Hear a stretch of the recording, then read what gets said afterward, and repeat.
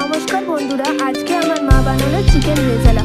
Chicken rezala বানানোর জন্য প্রথমেই চিকেনটাকে ভালো করে ধুয়ে আদা রসুন বাটা, জিরে গুঁড়ো, ধনে গুঁড়ো, সামান্য নুন, সামান্য সর্ষের তেল দিয়ে ম্যারিনেট করে 5 মিনিট রেখে দিতে হবে। 5 মিনিট পর ম্যারিনেট করা চিকেনটা 2 চামচ টক দই দিয়ে আবারও ভালো করে ম্যারিনেট করে 30 মিনিট রেখে দিতে হবে। তারপর শুকনো কড়াইয়ে গোটা গরম মশলা ভেজে তুলে রাখতে হবে। ওই কড়াইয়ে সর্ষের তেল গরম করে 2টো তেজপাতা, শুকনো লঙ্কা, সামান্য রসুন হালকা থেতো করে নিয়ে কেটে রাখা পেঁয়াজ, লঙ্কাগুলো দিয়ে ভালো করে ভেজে ওপর থেকে সামান্য চিনি, স্বাদ মতো নুন দিয়ে আরও একটু ভেজে ম্যারিনেট করা চিকেনটা দিয়ে দিতে হবে। পেঁয়াজের সাথে চিকেনটা ভালো করে ভেজে বেটে রাখা পোস্ত, কাজু বাটা দিয়ে স্বাদ মতো নুন দিয়ে ভালো করে কষিয়ে ওপর থেকে ভাজা গরম মশলাটা দিয়ে দিতে হবে।